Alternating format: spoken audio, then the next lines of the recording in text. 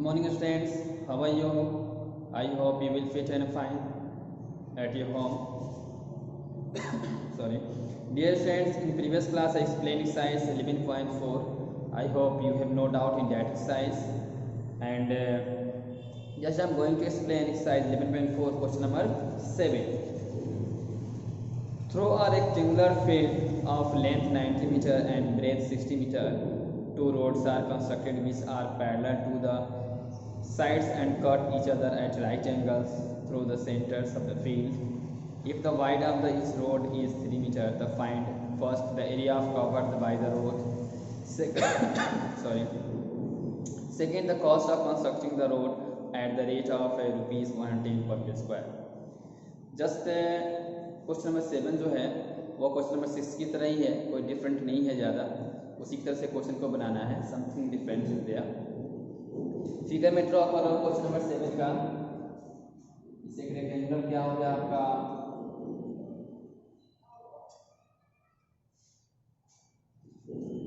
Rectangular field हो गया जिसकी length 90 metre and breadth 60 metre. इसके बीचों बीच जो है रोड बनाना है, बीचों बीच से रोड बनाना है जो पैरेलल होंगे। ओके, तो मैंने लेट कर लिया कि ये रेक्टेंगुलर जो फील्ड जो है इसका साइड हो गया ए बी सी और डी हो गया। जो अदर साइड का नाम हो जाएगा ई F G H I J K L M okay. और इसमें जो साइड में बने उसका 3 मीटर ये वाइड में है, 3 मीटर ये है, 2 मीटर यहाँ भी 3 मीटर होगा, यहाँ भी 3 मीटर। तो इस क्वेश्चन में आपको एरिया सॉरी इस क्वेश्चन में आपको the area of covered by the road, ये रोड जो है ये बीचों बीच जो बन रहा है E F A ji H और आई से के लिए रोड है, इसी का एरिया निकालना है। और सेकंड क्वेश्चन में दिया है इसी रोड को कंस्ट्रक्टिंग करने के लिए टोटल कॉस्ट क्या लगेगा ये फाइंड करना है। तो स्टूडेंट्स इस क्वेश्चन में सबसे पहले आप क्या करेंगे कि area of E F G H निकालेंगे। तो area of E F G H के लिए लेंथ जो होगा आपका, ओके, आपका ई एफ जी एच की लेंथ हो जाएगा 90 मीटर और ब्रेथ आपका हो जाएगा 3 मीटर। तो area of E F G H equal to L M to B कर देंगे, 90 इंटू 3 कर दिया जाएगा। ओके, फर्स्ट निकल जाएगा। फिर आगे निकालेंगे एरिया ऑफ ई आई से के एल निकालना है, एरिया ऑफ आई से के निकालना है। तो लेंथ ऑफ आई से के एल हो जाएगा, इसके लिए लेंथ निकालेगा तो 3 मीटर हो जाएगा और ब्रेथ आप निकालेंगे तो 60 मीटर हो जाएगा। तब निकालेंगे एरिया ऑफ आई से के L equal to L into B यानी कि 60 इंटू 3 हो जाएगा। दोनों रोड जो है क्रॉस कर रहा है तो बीच में यहाँ पे स्क्वायर बन जा रहा है। तो area of A square M N O P निकालेंगे, साइड में साइड होता है यानी कि 3 इंटू 3 कर दिया जाएगा। तब निकालना है कि एरिया ऑफ रोड निकालेंगे, ठीक है। Area of road equal to क्या हो जाएगा, area of road equal to area of E F G H plus area of I J K L minus area of M N O P कर दिया जाएगा। तो जैसे सॉल्व करेंगे इसको तो आपका area of road find out हो जाएगा। ओके, जब area of road find out हो जाएगा तो फर्स्ट क्वेश्चन बन जाएगा। सेकंड क्वेश्चन दिया था कॉस्ट निकालना था कंस्ट्रक्टिंग करने के लिए रोड का। तो जितना हम एरिया निकल के लाएंगे उसमें हम क्या करेंगे 110 से इंटू कर देंगे, मल्टीप्लाई कर देंगे तो total cost of constructing the road आपको फाइंड आउट हो जाएगा। ओके स्टूडेंट, तो आप क्वेश्चन 6 की तरह ही दिया हुआ है, आप इसको बना लेंगे। ओके सॉरी, नेक्स्ट दिया हुआ है 8 नंबर क्वेश्चन कि प्रयाग्या wrapped a cord around a circular pipe of the radius 4 cm adjoining the figure दिया हुआ है and cut off the length required of the cord. Then she wrapped it around the square box of the side 4 cm shown in the figure. Did she have any cord left? तो एक प्रज्ञा जो है एक pipe को जो है आपको क्या करती है 4 cm रेडियस के रूप में एक सर्कुलर शेप में रैप कर रही है। दूसरा फिर आपको वही 4 cm ही लिया जा रहा है लेंथ में, उसी को आपको स्क्वायर बॉक्स में उसको बना रही है। तो पता लगाना है क्या कॉर्ड जो है वो बच रहा है कि नहीं बच रहा है। तो 8 का आंसर में सबसे पहले क्या सर्कुलर शेप में इसको रैप कर रही है जिसकी रेडियस जो है 4 सेंटीमीटर सॉरी 4 सेंटीमीटर दिया है। तो हम क्या करेंगे इसमें हम सर्कमफ्रेंस निकाल देंगे, circumference of circle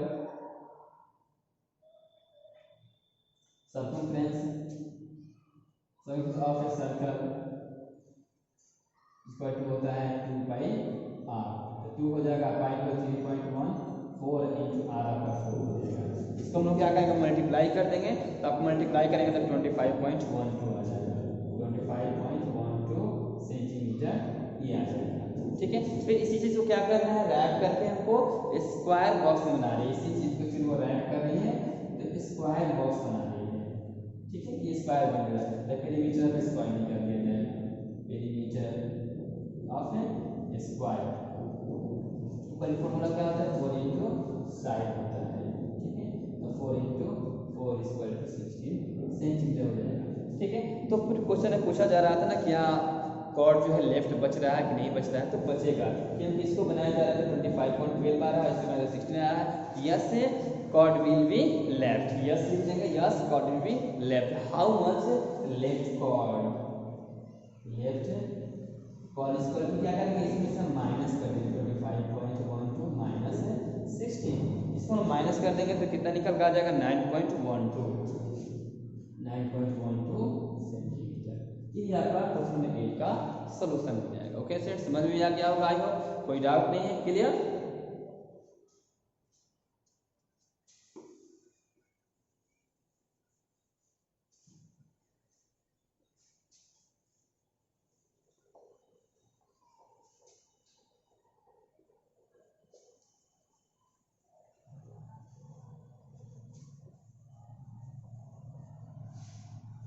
question number आपका सॉरी 8 कंप्लीट हो गया।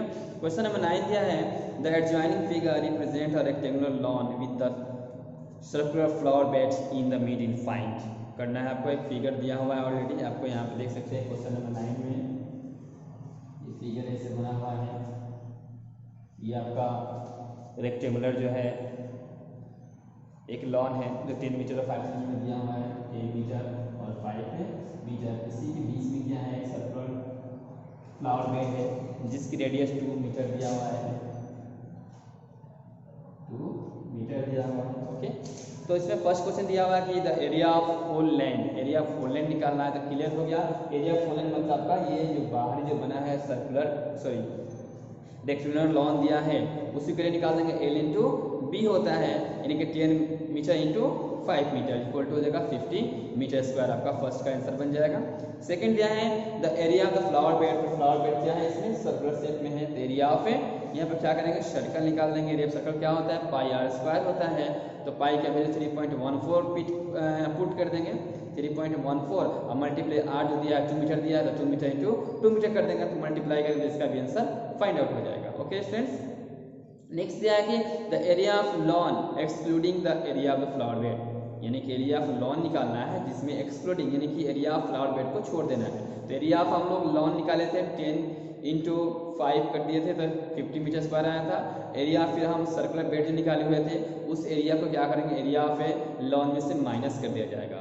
ठीक है, एरिया ऑफ जो हम लोग लॉन निकाले थे होल लैंड वाला करके निकाले थे उसी में से क्या करेंगे, एरिया ऑफ फ्लावर बेड को माइनस कर देंगे सॉरी, तो area of lawn excluding area of the flower bed मान चल जाएगा। ओके, नेक्स्ट क्वेश्चन दिया है 4 नंबर में, the circumference of the flower bed, circumference of flower bed आपको निकालना है, तो सर्कम फ्लावर बेड का फॉर्मूला क्या होता है, 2 पाई आर होता है, तो 2 का 2 हो जाएगा, पाई के वैल्यू 3.14 होगा और आर के वैल्यू 2 मीटर पुट कर देंगे, तो area of circumference of the flower bed आपको मालूम चल जाएगा।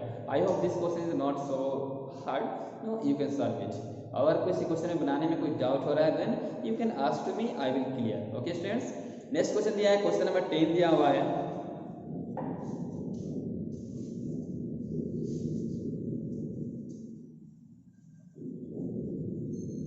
क्वेश्चन नंबर 10 दिया हुआ है आपका sorry, in that joining figure in the flowing figure find the area of the shaded portion, shaded portion के इसमें एरिया निकालना है। तो आप फिगर देख रहे हैं ना, फिगर दिया है 10 का फर्स्ट नंबर, ये फिगर हो गया आपका। ओके, इसके अनुसार हम लोग नाम भी लिख देंगे, इसमें ए बी सी डी दिया हुआ है, यहाँ पे ए बी सी और यहाँ पे डी दिया हुआ है। ओके, और यहाँ से इसको यहाँ पे ज्वाइन कर दिया गया है, फिर यहाँ से इसको सी के पास ला दिया गया है। ओके स्टूडेंट्स, इसका नेम हो जा रहा है एफ ई सी, एफ ई और यहाँ पर सी और डी दिया हुआ है। ठीक है, तो पूरा ये दिया है 18 सेंटीमीटर दिया हुआ है, 18 सेंटीमीटर दिया है यहाँ पर। ओके, इसके बाद ये दिया है 10 सेंटीमीटर, ये आपका दिया हुआ है 10 सेंटीमीटर दिया हुआ है सॉरी, और ये आपका दिया हुआ है 4 सेंटीमीटर, 4 सेंटीमीटर दिया हुआ है आपके यहाँ तक। उसके बाद ये 6 सेंटीमीटर दिया हुआ है आपका, ये वाला पार्ट जो है 6 सेंटीमीटर दिया हुआ है यहाँ से। उसके बाद ए ई दिया हुआ है 10 सेंटीमीटर, ये आपका 10 सेंटीमीटर दिया हुआ है यहाँ पर। फिर आपका बी ई दिया हुआ है 8 सेंटीमीटर, ये आपका 8 सेंटीमीटर दिया हुआ है।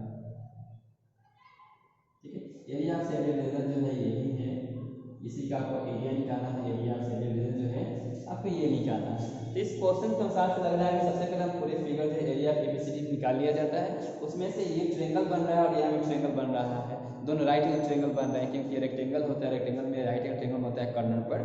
तो हमें एरिया ऑफ ट्रायंगल जो दो राइट एंगल बने उसको माइनस कर दिया जाएगा एरिया ऑफ इस फिगर से, तो आपका एरिया ऑफ शेडेड रीजन निकल जाएगा। तो हम सीधा कर सकते हैं एरिया ऑफ शेडेड पोर्शन या region, area of shaded portion equal to क्या हो जाएगा आपको, area of A B C D minus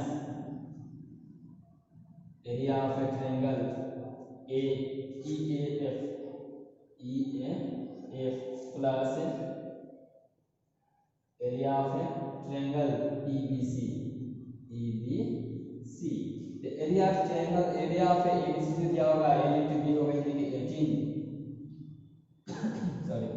into 10 हो जाएगा माइनस एरिया ऑफ ट्रायंगल ई जो होगा 1/2 into base into height, base आपका 6 एंड हाइट आपका 10 ले लिया जाएगा। इस एरिया ऑफ ट्रायंगल ईबीसी, ये वाला ट्रायंगल होगा, बेस आपका ये और हाइट हो जाएगा, तो 1/2 into base into height 8 into 10 sorry, इसे कटेगा 3 बार में, इसे कट गया 4 बार में कट जाएगा, तो आपका फिनिश इंटू करेंगे तो 180 माइनस और ये हो जाएगा 3 10 30 और प्लस में हो जाएगा ये 40। इसी को आगे हम सॉल्व करेंगे तो 180 माइनस 70 इक्वल टू 110 सेंटीमीटर दिया हुआ है, सेंटीमीटर आंसर है।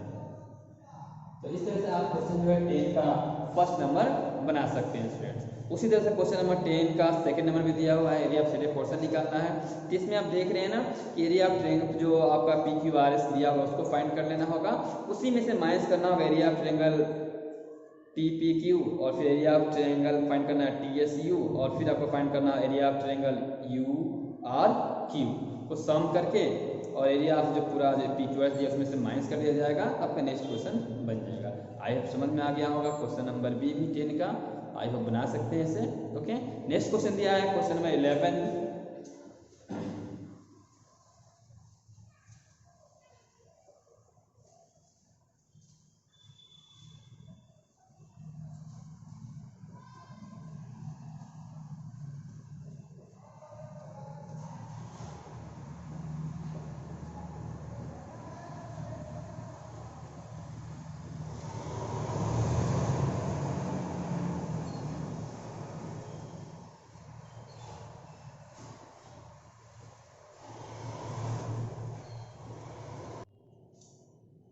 डियर फ्रेंड्स, क्वेश्चन नंबर 11 दिया हुआ है कि find the area of quadrature ABCD, here AC equal to 22 centimetre, BM equal to 3 centimetre, DN equal to 3 centimetre and BM perpendicular AC and DN perpendicular AC। ठीक है, अब figure में देख रहे हैं आप, ये फिगर बना हुआ है इस तरह से, ये फिगर है आपका ABC और यहाँ पर B है, AC एक डायगोनल हो जा रहा है। ठीक है, इसमें B से M जो है यहाँ परपेंडिकुलर है, और D से N भी परपेंडिकुलर है, D से N भी यहाँ पर परपेंडिकुलर ही है, B से BM परपेंडिकुलर है। ओके, 3 सेंटीमीटर ये भी आपका दिया हुआ है, 3 सेंटीमीटर ये भी आपका 3 सेंटीमीटर दिया हुआ है, और ये डायगोनल जो है आपका 22 सेंटीमीटर दिया हुआ है, 22 सेंटीमीटर। एरिया ऑफ क्वाड्रेचर निकालना है, तो हम एरिया ऑफ कोऑर्डिनेट का फॉर्मूला मैं लिखवाया हूँ ऑलरेडी कि area of quadrilateral sorry A B C D equal to 1/2 into h1 plus h2 into D. ये फॉर्मूला होता है, तो 1/2 इंटू h1 मतलब हो गया 3 centimetre plus 3 centimetre into 22 centimetre. इसी को हम सब करेंगे 1/2 इंटू ये 6 सेंटीमीटर हो जाएगा इंटू ये 22 सेंटीमीटर। ये 2 से कट जाएगा 11 बार में इंटू करेंगे 66 सेंटीमीटर स्क्वायर। तो इस तरह से क्वेश्चन नंबर हम 11 जो है इजी में बना सकते हैं। ओके स्टूडेंट, तो इस तरह से आपका एक्सरसाइज 11.4 जो है कंप्लीट हो गया। आई होप इस एक्सरसाइज में कोई डाउट नहीं होगा। अगर किसी क्वेश्चन में डाउट होगा तो आप मुझसे पूछ सकते हैं। ओके स्टूडेंट्स, ये क्वेश्चन नंबर 11 आपका कंप्लीट हो गया।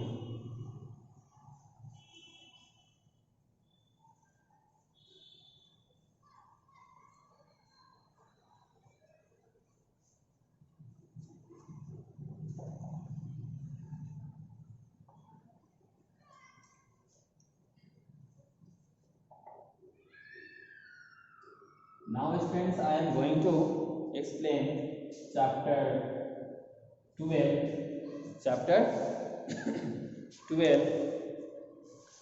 algebraic expressions. Okay, now I am going to explain chapter 12 algebraic expression.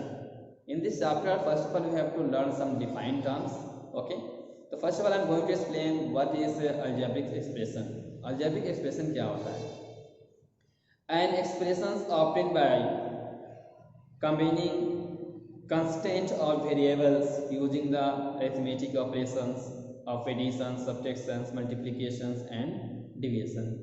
algebraic expression क्या होता है कि वेरिएबल और कांस्टेंट को जब मैथमेटिक्स ऑपरेशंस या arithmetic operations plus minus multiply divide से इसको कंबाइन करके जो बनाते हैं तो वो क्या होता है? अलजेब्रिक एक्सप्रेशन होता है। Okay, variable the things that can change are called variable, जैसे x and y ये आपका वेरिएबल हो जाएगा। नेक्स्ट है constant sorry, the things that do not change are called constant, जो चेंज नहीं होता है उसको हम लोग कांस्टेंट कहते हैं, जैसे 5 6 7 etc. Terms, a part of an algebraic equations or a product of real numbers and variables. Terms क्या होता है? एक पार्ट ऑफ अलजेब्रिक एक्सप्रेशंस होता है, इक्वेशंस होता है, और product of real numbers and variables भी होता है। Coefficient, the number part of a term and variables combination.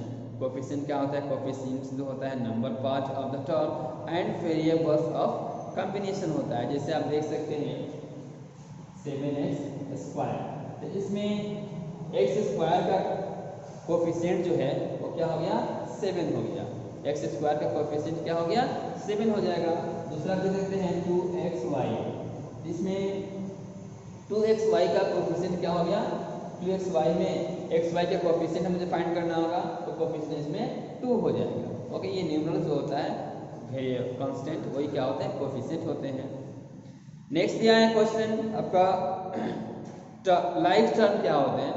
Like term, when terms have the same algebraic factors they are called like term. जिसके पास क्या होता है? सेम टर्म होते हैं अलजेब्रिक, उसको हम लोग बोलते हैं लाइक टर्म्स होते हैं। ठीक है, अनलाइक टर्म्स क्या होते हैं? When terms have different algebraic factors they are called unlike terms. जिस अलजेब्रिक एक्सप्रेशन के पास में डिफरेंट लाइक टर्म्स होते हैं, डिफरेंट अलजेब्रिक फैक्टर्स होते हैं, उसको हम लोग अनलाइक टर्म्स कहते हैं। नेक्स्ट होता है मोनोमियल्स। मोनोमियल्स क्या होता है? An expressions with only one term is called monomial. जैसे 7xy एक हो गया, -5m ये भी सिंगल हो गया, तो इसको हम लोग क्या कहते हैं? मोनोमियल सॉरी, इसे मोनोमियल्स कहते हैं। Binomials and expression with sorry, an expressions with 2 terms is called binomial। जिससे अलजेब्रिक के पास में 2 टर्म्स होता है उसे हम लोग बाइनोमियल्स कहते हैं। जैसे x + y दो टर्म आ गया x और y, इसलिए यह बाइनोमियल्स हो गया। 2x + 7 इसमें भी दो टर्म आ गया, इसलिए क्या हो जाएगा, बाइनोमियल्स हो जाएगा। नेक्स्ट है trinomials, an expressions with 3 terms is called trinomials. जिसमें 3 टर्म्स होते हैं उसे हम लोग ट्राइनोमियल्स के नाम से जानते हैं। जैसे आप x + y + z कह सकते हैं, x + 2y + 5 कह सकते हैं।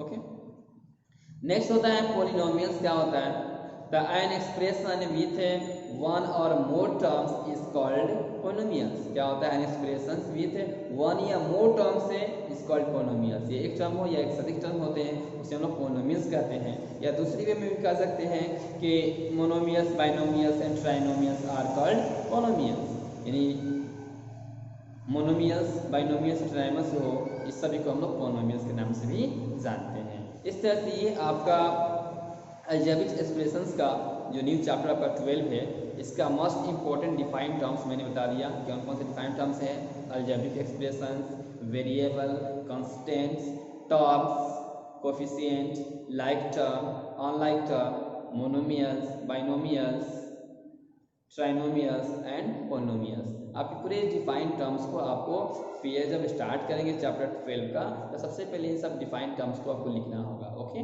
उसके बाद ही आपको एक्सरसाइज शुरू करना है। तो इस तरह से आपका ये 12 चैप्टर का इंपॉर्टेंट जो डिफाइंड टर्म्स मैंने बता दिया। इस तरह से आपका क्लास ओवर हुआ और that's have a nice day.